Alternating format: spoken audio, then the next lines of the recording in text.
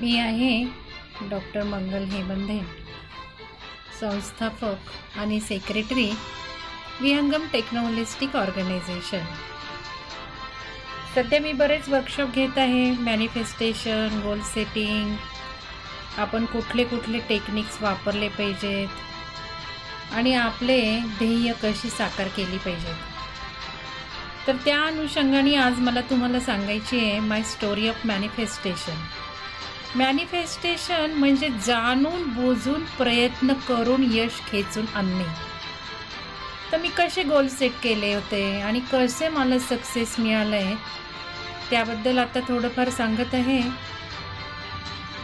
साधारण मी एक 10 वर्षापूर्वीचं सांगते, त्याच्या आधी काही फारसं जात नाही. मी हेड ऑफ द डिपार्टमेंट होते आणि मला सतत best head of the department म्हणून 3 वर्ष पुरस्कार मिळाला होता. तर हे कशाच्या जोरावर माझ्या टीमलासुद्धा माहिती नाही आहे, पण आज मला सांगावंसं वाटतं.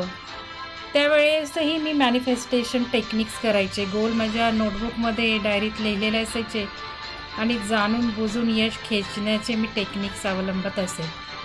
मुलांच्या रिझल्टसाठी, मुलांच्या कॉम्पिटिशनसाठी, पेपर पब्लिकेशनसाठी, अवॉर्ड्ससाठी, टीचरच्या पेपरसाठी, असे मी बऱ्याचदा दुसऱ्यांसाठी मॅनिफेस्टेशन टेक्निक जे शिकवते आहे ते मी करायची आणि मला सक्सेस मिळायचा.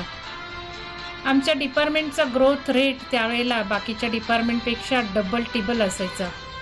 मॅनेजमेंट मला विचारायचं, तुम्ही काय जादू करता आणि कसं काही हे घडून येतं ते तुम्ही आम्हाला सांगा.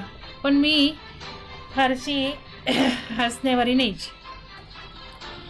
पण ज्या वेळेला मला बाकीचे काही म्हणायचे की तुमची टीम चांगली आहे म्हणून तुम्हाला हे अवॉर्ड्स मिळतात, पण ज्या वेळेला मी हे डिपार्टमेंट सोडलं आणि माझी ट्रान्सफर झाली दुसऱ्या इन्स्टिट्यूटमध्ये, त्यावेळेला 3 महिन्यातच आमच्या डिपार्टमेंटचे मार्क्स निम्मे झाले, ग्रोथ रेट निम्मा झाला.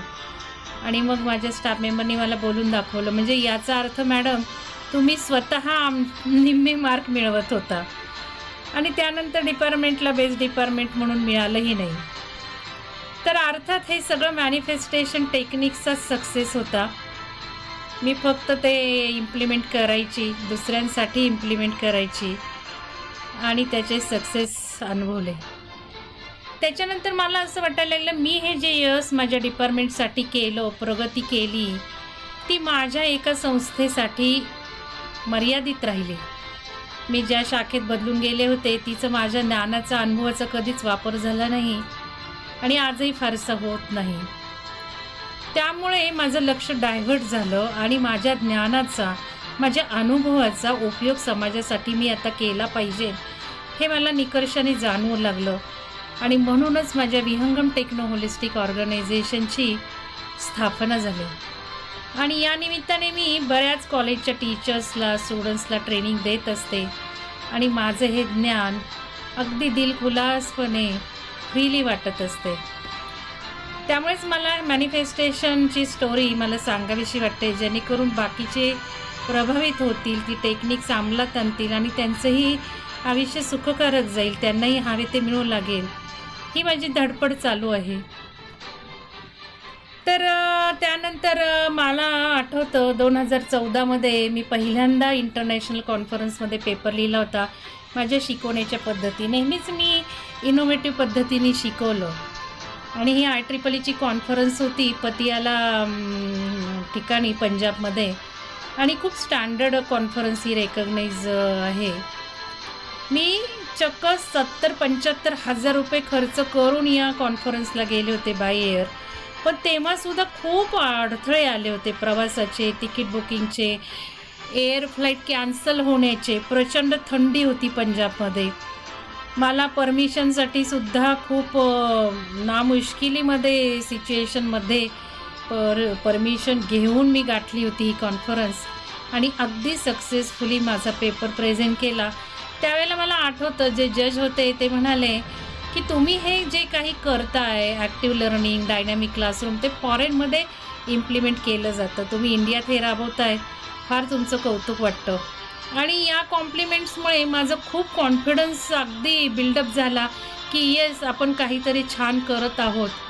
जे इंडियामध्ये सुरुवात आहे, इंजिनिअरिंग एज्युकेशनमध्ये सुरुवात आहे, आणि या कॉन्फरन्समुळं मला खूप जास्त अपॉर्च्युनिटी येत गेल्या आणि त्यामुळे मला असं सांगायचं, एखादी अपॉर्च्युनिटी आपण उचलली ना, त्यातून अगदी अनेक अपॉर्च्युनिटी मिळत जातात आणि आपलं आयुष्य डेव्हलप होतं. तसंच आपण जेव्हा एक्सप्लोर करतो आपल्या रिजनपासून, आपल्या लोकांपासून, त्यामुळं अधिकाधिक डायव्हर्सिफाईड लोकांमध्ये, डायव्हर्सिफाईड जिओग्राफिक लोकेशनमध्ये आपण गेल्यामुळे आपली खरी कस पणाला लागतो आणि आपली खरी डेव्हलपमेंट सुरू होते. तर या 2 गोष्टी मला प्रकर्षाने जाणवल्या आणि या कॉन्फरन्समुळं मला नंतर एकदम अगदी इस्टीम असं गेस्ट इन्व्हिटेशन आलं होतं एका कॉन्फरन्सचं. मी ते सांगेलच पुढे. त्याच्यानंतर माझं PhDचं काम सुरू झालं आणि मी ठरवलं PhDच्या प्रत्येक चॅप्टरवर मला पेपर पब्लिश करायचं आहे आणि माझं ध्येय होतं अक्षरशः म्हणजे जगातलं जे नंबर 1 इंजिनिअरिंग प्रोफेशनल इन्स्टिट्यूट आहे IEEE म्हणून, त्या जगातल्या मानांकित प्रोफेशनल बॉडीचे अगदी ग्रँड कॉन्फरन्सेस जे अगदी वेल नोन आहेत आणि 3, 4, 5 हजारमध्ये पार्टिसिपंट्स येतात, अशा कॉन्फरन्सला मी टार्गेट ठेवलं होतं. आणि माझा पहिलाच पेपर सिलेक्ट झाला तो तैवानला. तो ॲक्च्युली पेपर नव्हता, पण पोस्टर प्रेझेंटेशन होतं माझ्या PhDच्या वर्कचं. अगदी सुरुवात होती, पण मॅनिफेस्टेशन टेक्निक करूनच मी पब्लिशर्स, रिव्ह्यूवर यांच्याशी आधीच मी संपर्क साधायची. अर्थातच व्हायब्रेशनल संपर्क साधायची, त्यांना ग्रॅटिट्यूड द्यायची. लॉ ऑफ ग्रॅटिट्यूड खूप मस्त वर्क होतं, हे मी अनुभवलं. आणि पहिली कॉन्फरन्स माझ्या रिसर्च वर्कमधली तैवानला झाली. माझं जे सुरुवातीचं प्रपोजल होतं स्मार्ट ग्रिड सिस्टीम, आपण कशा डिस्ट्रीब्युशन सिस्टीमला करू शकतो आणि प्रेझेंट इंडियाच्या सिस्टीमचे काय प्रॉब्लेम्स आहेत, त्याच्यात मी काही प्रपोजल्स मांडले होते. थोडंसं स्मार्ट मीटरिंगचा यूज सांगितलं होतं. त्यावेळेला हे सगळं नवीन होतं आणि माझं पोस्टर सिलेक्टही झालं होतं. मस्त छान कारने फिरलो होतो आम्ही. ही कॉन्फरन्सची बिल्डिंग आहे आणि मी त्यावेळेला तैवानची स्मार्ट ग्रिडसुद्धा व्हिजिट केली होती, कारण माझं ध्येय होतं PhD काम करायचं, अतिशय क्वालिटी वर्क करायचं आणि अतिशय कमी कालावधीत करायचं, असं माझं अटेम्प्ट होता. तर जे काही माझ्या research area smart grid related अगदी जगामध्ये चालू होतं ते मला हवं होतं आणि म्हणून मी तैवानच्या स्मार्ट ग्रिडलासुद्धा भेट दिली होती. तर त्यानंतर थायलंडला स्मार्ट ग्रिडची कॉन्फरन्स होती. अगदी ग्रँड कॉन्फरन्स आहे ही. स्मार्ट ग्रिडची स्पेशली IEEEची कॉन्फरन्स होती त्यावेळेला थायलंडमध्ये. ती पण मी अटेंड केली. जगातले रिसर्चर्स काय करतायत, काय मांडतायत, हे सगळं मी बघितलं आणि ऐकलं आणि प्रोसिडिंगचा अभ्यासही केला. त्या अनुषंगाने माझे प्रॉब्लेम डिफाईन करून मी काम करत राहिले. त्यामुळे मला एकदम शीघ्र रिझल्ट आला. जे काही चालू आहे त्याच्या टचमध्ये मी राहिले आणि त्याच्या पुढं गेले ते इम्प्लिमेंट करून. अर्थातच माझं एक तत्त्व होतं की कुठलीही गोष्ट एका ऑब्जेक्टिव्हनी करायची नाही आणि बरेच ऑब्जेक्टिव्ह साध्य झाले पाहिजेत. तर मला ट्रॅव्हलिंगचा खूप शौक आहे आणि बुद्धाचं खूप अट्रॅक्शन आहे. काय माहिती नाही माझं बुद्धाचं मागच्या जन्मीचं काय रिलेशन आहे, पण त्यामुळं मी भूतान पाहिला आणि थायलंडही. त्यामुळेच मला बुद्धिस्ट टेम्पलला खूप भेट द्यायची होती. मी त्यामुळं खूप छान एन्जॉय केलं हे सगळं जर्नीसुद्धा. प्रत्येक गोष्ट मी मॅनिफेस्टेशन जे शिकवती त्याप्रमाणेच ही केली होती की कुठे टार्गेट करायची कॉन्फरन्स, कुठल्या कॉन्फरन्स टार्गेट करायच्या, मग माझे पेपर सिलेक्ट कसे होतील, ही सगळी तत्त्व अंमलात करून मला हे सक्सेस मिळालेले आहेत. तर हे मला आवर्जून सांगावंसं वाटतं की कुठलंही अगदी प्लॅन न करता, त्या डायरेक्शननी मॅनिफेस्टेशन टेक्निक न वापरता मला हे काही मिळालेलं नाही. सगळं मी अगदी खेचून आणलेलं आहे हे प्रयत्नपूर्वक. त्यानंतर तैवानला जातानाच मला उद्देश ठरला होता की आता इथून पुढे आपल्याला इंटरनॅशनल जर्नी एकटीने करता आलं पाहिजे, कारण दरवेळेला काही माझे मिस्टर मला पुरणार नाही आहेत. तर पुढचा जर्नी आपल्याला एकटीला करता आला पाहिजे. आता आपल्याला खूप छान काम करायचं आहे इंटरनॅशनल लेवलला. त्यावेळेलाच माझं गोल सेट झालं होतं आणि मी सगळं जर्नी कसं करायचं इंटरनॅशनल वगैरे बघून घेतलं होतं. त्याच्यानंतर मी पेपर टाकला UKला माझ्या रिसर्च वर्कवर आणि ही सुद्धा अतिशय वेल नोन ग्रँड कॉन्फरन्स आहे IEEEची पॉवर सिस्टीम एरियातली आणि अतिशय म्हणजे प्रत्येक वर्षी ही कॉन्फरन्स चालू असते. ती होती UK बर्मिंगहॅमला. नेहमीप्रमाणेच मॅनिफेस्टेशन केलं व्हायब्रेशनल कम्युनिकेशन्स केलं कॉन्फरन्स चेअरशी, रिव्ह्युअरशी, एडिटरशी, कारण IEEEच्या कमेंट पण आल्या की एडिटरचा आपल्याला संबंध येतो, रिव्ह्युअरचा संबंध येतो. अर्थात हे सगळं करून माझं स्वप्न साकार झालं, पेपर माझा सिलेक्ट झाला होता. पण त्यावेळेला एकटीने जायचं धाडस होत नव्हतं. कसं मी ट्रॅव्हल करणार? मी काही टेक्नोसेवी नाही आहे आणि आत्तापर्यंत कधीही मी एकटीने ट्रॅव्हल केला नव्हता. पण मॅनिफेस्टेशन टेक्निकच उपयोगात पडलं. मॅनिफेस्टेशन टेक्निक मी आणलं आणि मला कॉन्फिडन्स तयार झाला, काही होणार नाही आहे. माझ्याजवळ हे अगदी चमत्कारिक म्हणावं, जादूमय असे टेक्निक्स आहेत आणि मला अडीअडचणीच्या वेळेला ते नक्कीच यशदायक ठरतील, माझी अडचण सोडवतील. या कॉन्फिडन्सवर मी जायचं ठरवलं. मला आठवतं त्यावेळेला वेवलेट टेक्निक मी घेतलं होतं टूल माझ्या रिसर्चसाठी आणि अक्षरशः हे मी रिसर्च ज्यावेळेला मेथोडॉलॉजीचे लेक्चर अटेंड करत होते त्यावेळेलाच ठरवलं होतं हे टूल आपल्याला वापरायचं आहे. त्यामुळे 2 आठवड्याचा FDP बॉम्बेला मी तो अटेंड करायला गेलते आणि अगदी त्याच दरम्यान शेवटच्या दिवशी माझी फ्लाईट होती. पण मी कुठलंही बंधन घातलं नाही. माझं UKचं पॅकिंग करूनच मी त्या कॉन्फरन्सला गेले होते. सगळ्यांनी माझं खूप कौतुक केलं की ही इथे बॉम्बेला कॉन्फरन्स झाल्यावर तुम्ही लगेच UKला जाणार आहात, घरी पण नाही जाणार. पण सगळं अशक्य गोष्टी आपण साध्य करू शकतो मनाचा चंग बांधला तर हा आनंद माझ्या चेहऱ्यावर दिसतोय की येस, मी निघाली शेवटी UKला एकटीने. पण प्रॉब्लेम असा झाला की UKच्या एअरपोर्टवर गेल्यावर माझ्या लक्षात आलं की इथे आपल्याला कार येणार नाही आहेत, व्हेकल्स येणार नाहीत आपल्या कार्डशिवाय आणि माझं ते कार्ड चालत नव्हतं आणि रात्रीची वेळ होती. मी एअरपोर्टवर उतरल्यावर कशी गाड्यासमोर असल्यामुळे त्यांना मी रिक्वेस्ट करून हॉटेलला पोचले होते. आता दुसऱ्या दिवशी मात्र मला जाम टेन्शन आलं होतं. थंडी ही होती, मला सवय नव्हती थंडीची. अर्थात अन्नसुद्धा मी घेऊ शकत नव्हते तिथलं. कसं बसं उकडलेलं अंडं खाल्लं, जवळचे ड्रायफ्रूट खाल्ले, पण कॉन्फरन्सला जावंसंच वाटत नव्हतं जरी सगळं गुगलवर पाहिलं होतं. कारण गुगलने फटका दिला होता, एअरपोर्टपासून हॉटेल खूप जवळ वाटायचं. पण ज्या वेळेला गाडीत बसून गेले होते रात्रीची हॉटेलला त्यावेळेलाच लक्षात आलं की हे गुगलवर भरोसा ठेवून काही उपयोगाचं नसतं. कारण ॲक्च्युअली रस्ते आणि डिस्टन्स कसं आहे हे इतकं ॲक्युरेट येत नाही. मग दुसऱ्या दिवशी जावंसंच वाटत नव्हतं कॉन्फरन्स सेंटरला. गाडी कुठून घेऊ, कशी बुक करू? पण हॉटेलसमोर गाड्या होत्या आणि मी माझं मॅनिफेस्टेशन टेक्निक इम्प्लिमेंटमध्ये आणलं आणि धाडस करून गाडीत बसले मी आणि कशी कॉन्फरन्स आहे हे माझं हॉटेलमधलं आहे. येस, मला खूप छान वाटत होतं. मॅनिफेस्टेशन टेक्निक करून आपण जाणार आहोत कॉन्फिडंटली आणि गाडी मला रिसेप्शनिस्टनी सांगितलं होतं समोर गाड्या आहेत त्या तुम्हाला मिळतील म्हणून हे छान हसवलेलं आहे. आणि मी गेले ह्या हॉटेलमधनं इथे कॉन्फरन्स सेंटरला मी पोचले. अर्थात कॉन्फरन्स सेंटर एकदम जंगी एखाद्या रिजनसारखं होतं ते, प्रचंड मोठं. लोक अर्थातच खूप कमी दिसत होते. पण कशी मी पोचले आणि कॉन्फरन्स अटेंड केले. दुसऱ्या दिवशी माझा पेपर होता. पण त्या पेपरला दुसऱ्या दिवशी मला येताना गाडीच मिळाली नाही. कारण मला माहितीच नव्हतं मी जरी कॉन्फरन्स सेंटरला उतरली आहे तर जातानाही अडचण येईल. पाऊसही येत होता, थंडीही प्रचंड होती, माणसं कुठं दिसत नव्हती. आता गाडी कशी बोलवायची हा विचार काही केला नव्हता, म्हणजे निघण्याच्या आनंदात आणि कॉन्फिडन्समध्ये. पण नंतर मात्र कॉन्फरन्स सेंटरमधनं बाहेर पडल्यावर पावसात भिजत खूप चालत गेले. खूप मॅनिफेस्टेशन टेक्निक इम्प्लिमेंट करून आता मला लिफ्ट मिळेल, कुठली तरी गाडी थांबेल आणि मी कशी हॉटेलला पोचेल. कारण मला गाडी बोलवण्यासाठी कार्ड माझं चालू नव्हतं. एखादी व्यक्ती भेटली तर तिला मी विचारत होते, त्यांनी सांगितलेल्या डायरेक्शननी चालत होते आणि मॅनिफेस्टेशन टेक्निकनी गाडी आली, थांबली आणि मला हॉटेलपर्यंत सोडलं. आता दुसऱ्या दिवशी माझा पेपर होता पण मला पेपरला जाण्याचं धाडस राहिलं नाही. अर्थात आपण किती जरी टेक्निक इम्प्लिमेंट केले तरी मनुष्य जातीचा स्वभाव आहेच.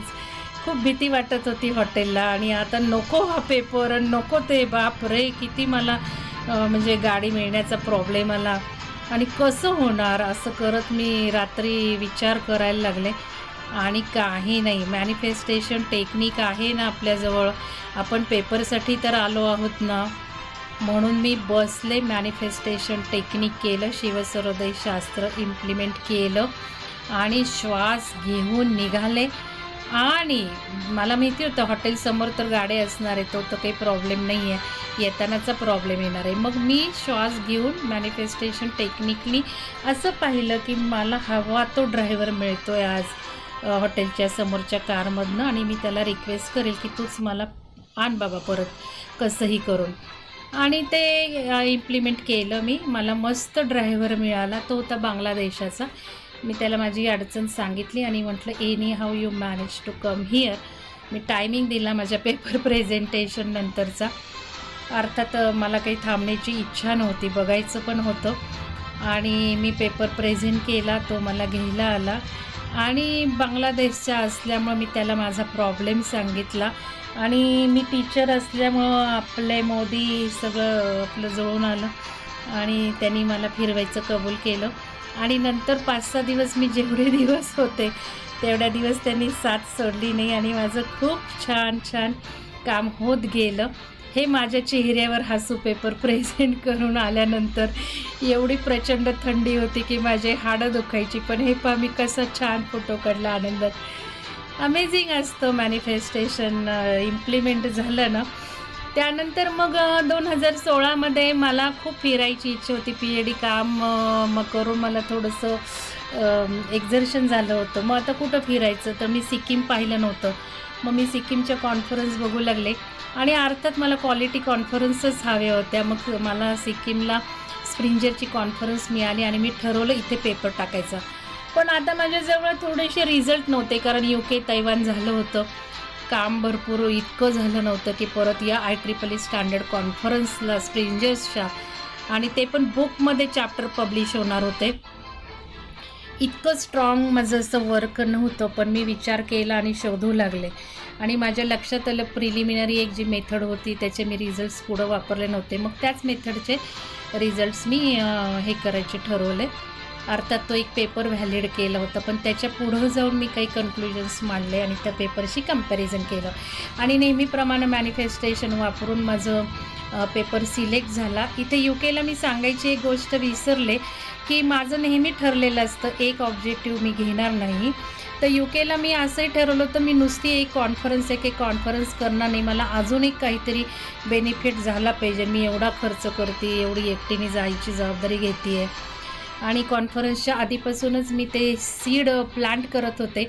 आणि आश्चर्य वाटेल तुम्हाला, मला कॉन्फरन्सच्या पहिल्याच दिवशी मला ऑर्गनायझर्सनी विचारलं की तुम्ही सेशन चेअरमन व्हाल का इंडियाला रिप्रेझेंट करून. आणि मी येस म्हटलं. अर्थात तिथे डॉक्टरेट सगळे लोक होते आणि माझी डॉक्टरेट चालू होती. पण इतका कॉन्फिडन्स बिल्ड झाला की येस, मला सेशन चेअरमन अगदी मानांकित असं काम मिळालं आहे. लोकांना PhD झाल्यानंतरही कित्येक वर्ष मिळत नाही एवढ्या ग्रँड कॉन्फरन्समध्ये, पण मला PhD काम चालू असताना मिळालं आणि मी ते खूप छानपणे केलं काम.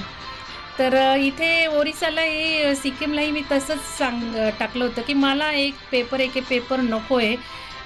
मी ट्रॅव्हल तर करणारच आहे, पण मला अजूनही एक काहीतरी गोष्ट पाहिजे, माझ्या कॉलेजसाठी पाहिजे, माझ्यासाठी पाहिजे, काहीतरी छान झालं पाहिजे, नुसतं एक पेपर पब्लिकेशन नको.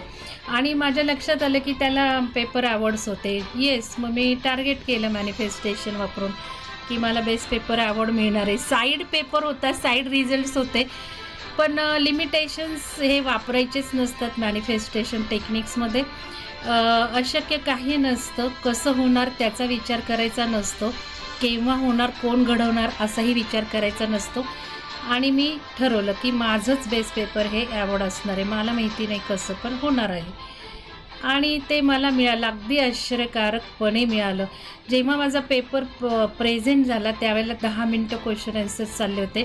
आणि इथे मला अवॉर्ड कसं मिळालं मी ते सांगते. माझं जरी साईड रिझल्ट्स होता तरी मी नुकतीच UKवरून आली होती. मी कंपॅरिझन केली, धाड उभी राहिले स्टेजवर नेहमीप्रमाणे. हव्या त्या श्वासावर मी स्टेज चढला आणि लोककल्याणासाठी चढला की लोकांना मला नॉलेज द्यायचं आहे या टेक्निकचं, म्हणजे मला रिझल्ट आलाच पाहिजे.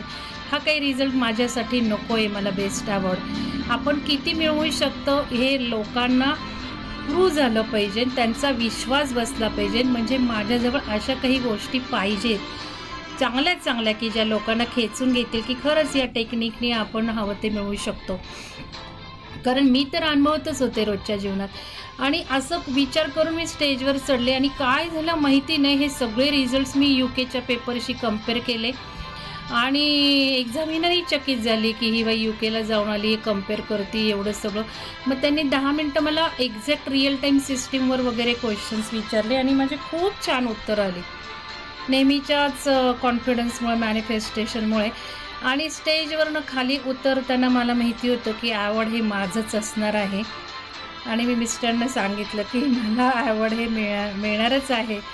आणि मग छान ॲवॉर्ड झाल्यावर मी बक्षीसचं काही असतात रिफ्लेक्शन्स, रिव्ह्यू, तेही माझं स्पीच खूप छान झालं. मी आमच्या कॉलेजबद्दल सांगितलं, आपल्या शाहू महाराजांबद्दल सांगितलं, त्यांची संस्थाही सांगितलं. त्यामुळे सगळे खूप हे झाले, छान त्यांना वाटलं की मी एवढ्या वेल नोन संस्थेतून आली आहे, सांगते आहे महाराष्ट्राचं आपली history, great warrior Shivaji, Shahu Maharaj यांचं कार्य सांगते आहे. एकंदर छान झालं. तर ही माझी सिक्कीमची हे. त्याच्यानंतर सिक्कीमला मला बरेच प्रॉब्लेम आले. मी तर ट्रॅव्हलचा आनंद घेतलाच आणि खूप एन्जॉय केलं. हे सिक्कीमचं नेचर आहे ना, खूप मला आवडलं. पण त्यावेळेला मी ठरवलं होतं कॉलेजसाठी काहीतरी करायचं आणि कॉलेजला 25 वर्ष होत होते आणि मला एक अपॉइंटमेंट हवी होती राज्यपालांची, सिक्कीमच्या जे आपले महाराष्ट्रातले होते.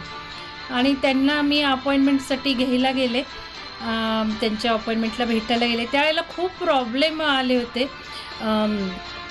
मी गेले होते गांगटोक पाहिला आणि अक्षरशः जो रस्ता होता तो खूप छोटा होता, ट्रॅफिकचा होता, ब्लॉक झाली होती.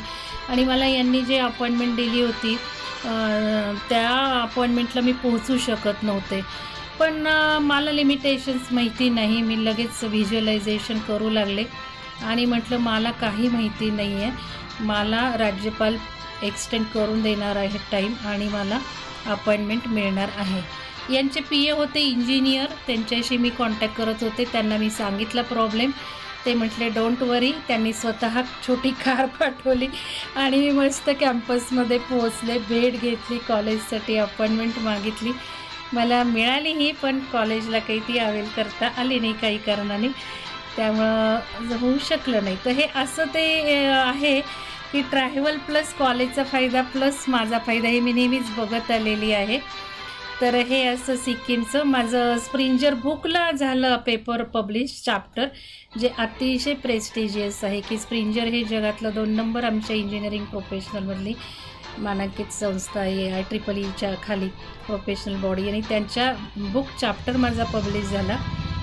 त्याच्यानंतर मला आठवतं म्हणजे लाईफमध्ये जे परिणामकारक घडली कॉन्फरन्स ती 2018ची मध्ये मी सांगितलं IEEE कॉन्फरन्सला माझे इनोव्हेशन टेक्निक टीचिंग लर्निंगमधले मी प्रेझेंट केल्यामुळे त्या कॉन्फरन्सचा जो ऑर्गनायझर होता, मेन कोऑर्डिनेटर होता, त्यांनी मला इन्व्हिटेशन पाठवलं. या IUC Indo universal collaboration of engineering education ही संस्था आपल्या इंडिया आणि म्हणजे USA या 2 कंट्रीजमध्ये इंजिनिअरिंग एज्युकेशनची क्वालिटी वाढवण्यासाठी काम करते.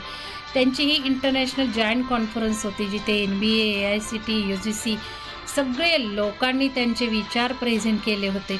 आणि अशा कॉन्फरन्सला मला इन्व्हायटेड डेलिगेट म्हणून जायला मिळालं होतं. ही खूप मोठी अपॉर्च्युनिटी, ज्याने माझं पुढचं आयुष्यच बदलून टाकलं. कारण या कॉन्फरन्सला अर्थातच खूप अडथळे होते कॉलेजच्या लोकांकडनं, त्यावेळेचे जे प्रिन्सिपल होते त्यांच्याकडनं. आणि मी नेहमीच अशी लिमिटेड राहत नाही. मॅनिफेस्टेशन टेक्निक वापरून मी परमिशन मिळवून घेतली आणि मी गेले. अर्थात मी खर्च केलाच. कॉन्फरन्स रजिस्ट्रेशन नव्हतं तरी बाय एअर कॉन्फरन्स खर्च केला. माझे मिस्टर मला नेहमीच साथ देतात. आणि खूप वर्षापासून पेंडिंग पडलेला ताजमहल ह्या त्यावेळेला टार्गेट केलं होतं. नुसती कॉन्फरन्स नाही तर यावेळेला दिल्ली नुसती करायची नाही, नॉयडा नुसतं नाही, आपला ताजमहल बघूनच यायचा. आणि तो पण एका दिवसात आम्ही कारने जाऊन येऊन लिटरली म्हणजे एक्झॉस्टिव्ह जर्नी करून आम्ही पाहिलाच शेवटी तो. पण या कॉन्फरन्समध्ये मला जे व्यक्ती भेटली, डॉक्टर विदुला, IUCचे जे एक्झिक्युटिव्ह डायरेक्टर आणि मॅसॅच्युसेट्स युनिव्हर्सिटीचे ते इम्रेटस डीन म्हणून आहेत, ते जेव्हा भेटले ते स्वतः वयाच्या जवळजवळ मला असं वाटतं 70च्या आसपास असेल, ते स्वतः सगळं काम करत होते. आणि त्यावेळेला माझ्या मनात बीज पेरलं गेलं की ही व्यक्ती आज रिटायर झाल्यावरही एवढं एज्युकेशनमध्ये काम करते आहे आणि मलासुद्धा असंच काम करायचं. इंजिनिअरिंग एज्युकेशनची क्वालिटी वाढवण्याचं मी इथून पुढं काम करेल असा चंग मी त्या वेळेला बांधला. जानेवारी 2018ची ही गोष्ट आहे. आणि एप्रिलमध्ये मी माझी NGO विहंगम टेक्नो होलिस्टिक ऑर्गनायझेशन फाउंडसुद्धा केली. अवघ्या 3-4 महिन्यात माझे या संस्थेचं जे काही आहे ड्राफ्टिंग रेडी झालं आणि ती नोंदलीसुद्धा गेली. माझी बहीण म्हटली, या संस्था इतक्या लवकर नोंदणी होत नाही, तुझं कसं झालं? तर या सगळ्या गोष्टीला मॅनिफेस्टेशन आहे. जो काही ड्राफ्ट विहंगमचा उतरला पानावर, 7 पानाचा तो ड्राफ्ट आहे 7 सेंटरचा, तो अर्थात ध्यानात मेडिटेशन करून मी उतरवला. तिथे काही मॅनिफेस्टेशन टेक्निक नव्हतं, फक्त आपल्याला काही काम करायचं, काय करायचं, श्वासाला विचारायचं, ध्यानात बसायचं, जे येईल ते पेपरवर उतरायचं. तर असा तो विहंगमचा ड्राफ्ट झाला. म्हणजे एखादी कॉन्फरन्स, एखादा आपला ट्रॅव्हल जर्नी आपल्या आयुष्यात खूप काही बदल करून जातो. आपण छोट्या छोट्या अपॉर्च्युनिटीज घेतल्या पाहिजे, दूर प्रदेशातल्या वेगळ्या लोकांच्यातल्या. आपल्याच लोकांमध्ये राहून आपण कधीही ग्रो होत नाही. मार्च 2017मध्ये मला चेन्नईला डिस्टिंग्विश वुमन इंजिनियर अवॉर्ड मिळाला. त्यावेळेलासुद्धा मी कॉलेजसाठी ऑब्जेक्टिव्ह ठेवून गेले होते. मला MOU करायचा होता आणि मी अक्षरशः बसले फ्लाईटमध्ये. त्यावेळेला माझ्या लक्षात आलं की अरे आपलं दुसरं काम आपण प्लॅन केलं आहे, आता कसं मॅनिफेस्ट करायचं. मग माझ्या लक्षात आलं की नाही, आपली एक जे काही मशीन्स आपण घेतल्या चेन्नईतल्या एका कंपनीकडनं घेतल्या, फोन नंबर बघितले इंटरनेटवरनं, कॉलेजच्या हेडला फोन केले, जुन्या कॉलेज, या कॉलेज, MOU ड्राफ्ट मागितला. त्या असे काही ड्राफ्ट होतात काय अर्ध्या दिवसात अशा भेटीत, असं मला कमेंट पण ऐकायला आली. पण माझ्याजवळ मॅनिफेस्टेशन टेक्निक होतं. मी ज्यावेळेला कंपनीला व्हिजिट दिली त्यावेळेला अर्ध्या तासात त्या डायरेक्टरशी बोलून MOU ड्राफ्ट रेडी केला होता. तर हे सुद्धा मला सांगायला कौतुक वाटतं. मॅनिफेस्टेशन टेक्निकवर आपण बिलीव ठेवावं लागतं. 2018मध्ये माझी PhD झाली अवघ्या 3 वर्षात. माझ्या म्हणजे जनरली 7-8 वर्ष लोक घेतात नोकरी करताना, पण माझे मॅनिफेस्टेशन टेक्निक मला ध्यानामध्ये प्रचंड जे अनुभव यायला लागले होते. कारण PhD काम करण्यासाठी मी रोज 3ला उठायची आणि मेडिटेशन करायची आणि मला एकदम कविता स्फुरू लागल्या होत्या. माझं पोएम बुकही पब्लिश झालं होतं आणि ध्यानाने मला खूप काही दिलं. लिटरली माझे असे हात सॉफ्टवेअरवर फिरायचे, मला एंजल्स मदत करायचे आणि माझं PhDचं वर्क खूप फास्ट झालं. जसं माझ्या गाईडला वाटलं होतं की 2.5 वर्षात मी करेल तसंच ते झालं. पण अर्थात एक्झामिनरनी 7-8 महिने लावल्यामुळे थोडा डिले झाला, पण तरीही 3-3.25 महिन्यात माझी PhD माझ्या हातात पडली. तर हे सुद्धा एक मॅनिफेस्टेशन, महत्त्वाचं मेडिटेशनचा हा इन्फ्लुएन्स आहे. Manifestation plus meditation. नंतर मला त्यानंतरही बरेच अवॉर्ड मिळाले कॉलेजकडनं. शाहू जयंतीनिमित्त excellence in teaching and technical बऱ्याच गोष्टी. मदर टेरेसांचा सोशल वर्कला मिळाला, कारण मी सोशल वर्क सुरूच केलं होतं विहंगमच्यामुळे. नंतर 2019मध्ये मला 25,000 मिळाले कॉलेजकडनं. नंतर हे आत्ता माझं IUCच्या कॉन्फरन्समध्ये बेस्ट पेपर अवॉर्ड मिळालं आहे मला आत्ता एप्रिलमध्ये. तर हे सगळं हे मॅनिफेस्टेशन आहे. हा पेपर अवॉर्डसुद्धा मॅनिफेस्टेशनही झाला. अचानक मला वाटलं नुसतं पेपर लिहितो आहे, आपल्याला नुसतं पब्लिकेशन नको, अजून काही आपण ऑब्जेक्टिव्ह ठेवूयात. आणि मी ठेवलं पेपर अवॉर्ड ऑब्जेक्टिव्ह ठेवलं आणि ते तसंच खेचून आणलं मॅनिफेस्टेशननी. आणि अशा गोष्टी माझ्या रेकॉर्डला असल्यामुळं मला कॉलेजचे नेहमीच अवॉर्ड्स मिळाले. तर ते सगळं अनलिमिटेड आहे. आणि माझ्या हे फार्म हाऊस हेमांगनचं तर मी नेहमीच डिटेलमध्ये माझ्या कोर्सेसमध्ये घेत असते. कसं मी हे मॅनिफेस्ट केलं, कशी लँड मॅनिफेस्ट केली, सुंदरच हवी आहे, हे सगळं प्लॅन शेप हे मी डिटेल माझ्या कोर्सला सांगत असते. हे माझे पिक्चर्स मॅनिफेस्टेशनसाठी वापरणारे. आणि तसंच हे झालेलं आहे. हे माझं फार्म हाऊस अगदी 2 वर्षाच्या कालावधीत झालेले मॅनिफेस्टेशन टेक्निक्समुळं. तर अमेझिंग आहेत ही सगळी टेक्निक्स आणि सुंदर असं आम्ही वास्तुशांती पण 2 वर्षातच बांधकाम एवढ्या रूरल म्हणजे रिमोट भागात करून आम्ही वास्तुशांतीसुद्धा केली. नंतर 2019मध्ये मला आशिया पॅसिफिक प्रोग्रॅम लीडरशिप प्रोग्रॅमसाठी सिलेक्शन झालं. तेव्हाही अर्थात मॅनिफेस्टेशन टेक्निक्सच मी वापरले. जवळजवळ 35 कंट्रीजमधून 25 जणांची टीम सिलेक्ट झाली होती आणि 1000पेक्षा जास्त अर्ज आले होते आणि माझा हा इंटरव्ह्यू जवळजवळ 1.5 तास चालला होता. पण मी मॅनिफेस्टेशन टेक्निक करून मला इंटरव्ह्यूला काय विचारलं पाहिजे हे ठरवलं होतं आणि मला तसेच सगळे प्रश्न येत होते आणि मी अक्षरशः इतकी एकाग्रतेने माझा इंटरव्ह्यू दिला आणि बाहेर अर्थात हा कॉलेजमधून दिला होता. बाहेर प्राध्यापक आणि स्टुडंट्स होते, त्यांना तेवढंही भान नव्हतं की माझं काहीतरी चाललं आहे बाहेरच्या कंट्रीची, कारण मी सतत इंग्लिशमध्ये बोलत होते. त्यांचा डिस्टर्बन्स प्रचंड होता. पण मी एवढी एकाग्र झाले होते की मला आजूबाजूचं काही भानच नव्हतं आणि मी रेकॉर्ड पण करत होते माझा इंटरव्ह्यू, कारण मला कॉन्फिडन्स होता आणि मला बघायचं होतं आपण कुठं चुकतो आहे, काय होतं आहे, आवाजात चढउतार कशी होती आहे, कॉन्फिडन्स कुठं लूज होता. त्यामुळं मला रेकॉर्ड मी केलं होतं आणि ज्यावेळेला माझा इंटरव्ह्यू झाला आणि मला खूप छान झाला होता. मला वाटत होतं येस आपलं सिलेक्शन होणारच, कितीही कॅन्डिडेट असू देत. पण ज्यावेळेला मी रेकॉर्डिंग बघितलं त्यावेळेला मला खूप खूप वाईट वाटलं. हा सगळा आजूबाजूचा आवाज येत होता, थोडी चिडचिड झाली. लोकांना मी म्हटलं की तुम्ही एवढंसुद्धा तुम्हाला सांगूनही तुम्ही मला डिस्टर्बन्स दिला.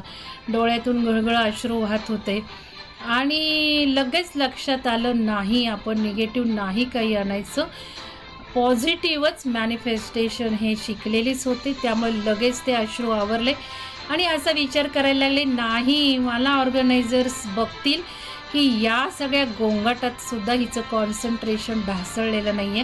कारण ती इंटरव्ह्यू घेणारी 2दा-3दा मला म्हणत होती डिस्टर्बन्स आहे, पण मी इतकी एकाग्रतेने हे करत होते मला तो कळतच नव्हता कानाला हेडफोन लावल्यामुळं बाहेरचा डिस्टर्बन्स. आणि मी लगेच मॅनिफेस्टेशन टेक्निक वापरलं. Know something positive will happen of this disturbance आणि तसंच झालं. माझं सिलेक्शन झालं. अर्थात मला खूप आनंदही झाला आणि कसं मॅनिफेस्टेशन वर्क करतं आणि मग मला हे 4 महिन्याचा लीडरशिप प्रोग्राम केला. हा माझ्या जीवनात आमूलाग्र बदल करतो आहे. आज मी लीडरशिपचे कोर्सेस घेते, FDPs घेते, टीचर्सला शिकवते, स्टुडंट्सला शिकवते आणि त्यांना हे प्रचंड आवडतात. या माझ्या टीचर्स आहेत. तर खूप छान मला आशिया पॅसिफिक लीडरशिपनी घडवलं. हा प्रोग्राम असा असतो की पूर्ण आशिया पॅसिफिक रिजनमध्ये अंडरस्टँडिंग, प्रोग्रेस, पीस, शांतता हा कोण लीडर निर्माण करू शकतो, कोणत्या लीडर्समध्ये या अशा स्किल्स आहेत त्यांना ते ग्रँट देतात. 9.5 लाख रुपये देऊन मला त्यांनी बोलवलं होतं आणि हे ट्रेनिंग मला खूप छान म्हणजे फायद्याचं जातं आहे.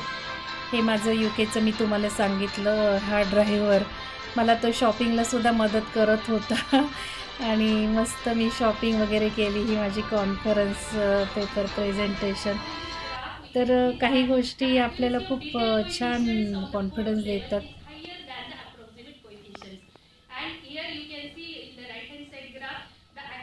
छान कॉन्फिडेंटली मी तो पेपर प्रेझेंट केला होता आणि या ड्रायव्हरला मी मात्र कधीच विसरू शकत नाही. हे माझं सेशन चेअरमनचं सर्टिफिकेट आहे. तर USA सुद्धा मी प्लॅन अर्थात खूप केले होते की मी नुसता हा कोर्स एक कोर्स करणार नाही लीडरशिपचा. मला स्टॅनफोर्ड बघायचं होतं, मला बर्कले बघायचं होतं. मनसोक्त माझं जे प्लॅन केलं होतं ते मी बघितलं. हे तर अर्थात आमच्या टूरमध्येच होतं योसेमाइट जंगल. हे माझ्या जीवनातला एकदम हॉरिबल प्रवास होता, कारण तिथे जी थंडी होती आणि जे टेंटमध्ये राहावं लागलं त्यांनी मला बरंच काही शिकवून दिलं की लीडरशिप म्हणजे काय आणि कुठल्या कुठल्या एक्स्ट्रीमी कंडिशनमध्ये कशी लीडरशिप करायची. तर खूप काही गोष्टी अक्षरशः अंगावर काटे आणतात. तर बँका बघितल्या, जगातल्या सगळ्या नामांकित कंपन्या बघितल्या, सगळीकडे आपले इंडियन लोकच का आहेत टॉप पोझिशनला हे बघितलं. माझ्यातला शिक्षक मला काही गप्प बसून देत नव्हता. मी युनिव्हर्सिटी ऑफ हवाईला गेले माझं एक्सपर्ट लेक्चर घेतलं, तिथेही मुलांना शिकवलं, तिथलेही रिसर्चशी टीचर्सशी कोऑर्डिनेशन करून त्यांच्याशी मी काही गोष्टी फ्युचर प्लॅन केल्या. अर्थात मला माझे लीडरशिपचे टीचर्स म्हणत होते, तुम्ही टीचर स्वतःतला घालवू शकत नाही का, तुम्ही आता लर्नर म्हणून आलात. पण टीचर हा नेहमी लर्नरच असतो आणि लर्नरनीसुद्धा टीचर बनावं लागतं. कारण ज्या वेळेला लर्नर हा टीचर बनतो त्याच वेळेला लर्निंग 95% होतं. हे माझं म्हणणं आहे सगळ्यांना. ज्यावेळेला आपण एखादी गोष्ट शिकवतो त्याच वेळेला सगळ्यात जास्त लर्निंग होतं. त्यामुळे मी जरी लर्नर म्हणून गेले होते तरी टीचर म्हणूनही काम केलं आणि कुठल्याही संधी सोडल्या नाहीत. मी आश्चर्य वाटेल, माझ्या मॅनिफेस्टेशनच्या ह्याच्यात मी बरेच गोल्स सेट केले होते. माझं वेट रिड्यूस केलं होतं. मी जवळजवळ 1 महिना फक्त प्रोटीन शेकवर होते. मी काहीही खाल्लं नाही फ्रूटशिवाय. आणि नंतरही मी अगदी मला हे खावत नसायचं, त्यांचे ते सूप, सॉसेस, नॉनव्हेज मी खात नव्हते.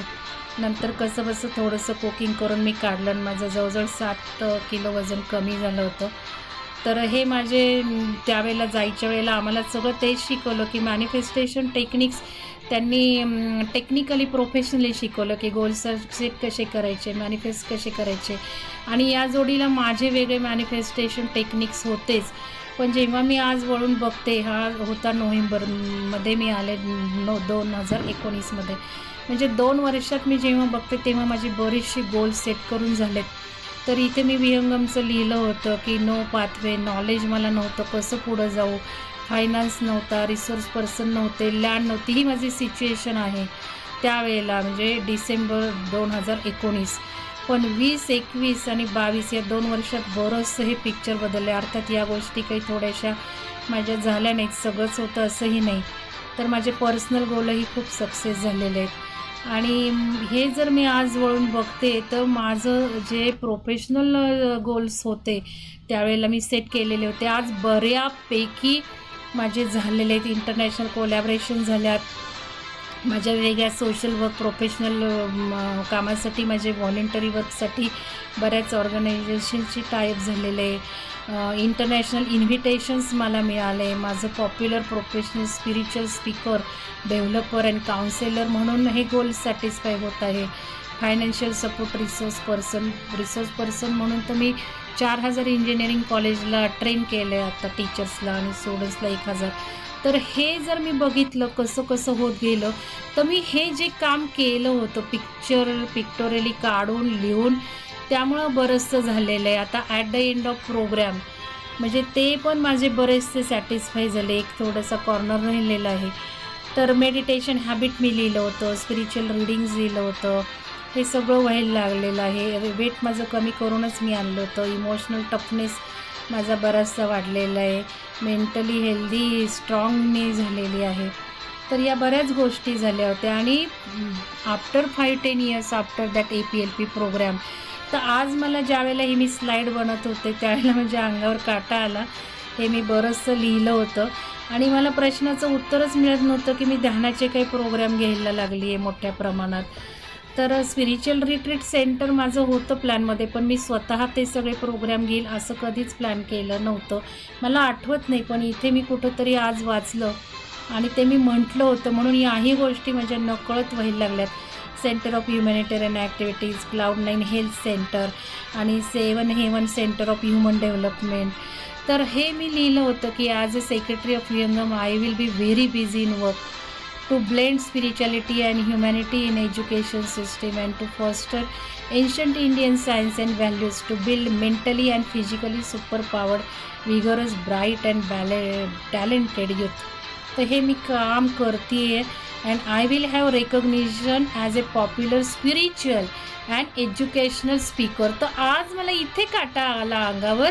नाही, मी स्पिरिच्युअल स्पीकरसुद्धा लिहिलं होतं त्यावेळेला, पण मी नंतर विसरून गेले. माझं नुसतं असं एज्युकेशनल जास्त फोकस होता. पण आज मला लक्षात आलं की मी हे ऑटोमॅटिकली सुरू केलेलं आहे. तर आपण कुठंतरी लिहून ठेवलं तर त्या शब्दांनाही पॉवर असते आणि मॅनिफेस्टेशन टेक्निक्समुळं पण ते सक्सेस होतं. तर खूप छान हे मला मिळतं आहे सगळं मॅनिफेस्टेशन टेक्निक्समुळं.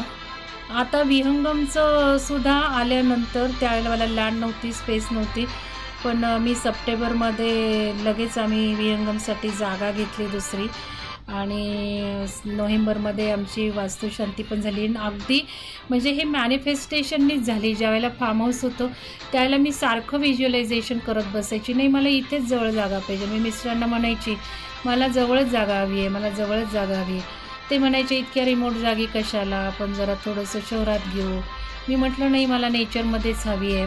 नंतर मला असं वाटायला घरासमोरची टेकडी आहे तीच हवी, पण त्यावेळेला ती जागा काही सेलला नव्हती, शेत होतं तिथे, तो विकायला तयार नव्हता.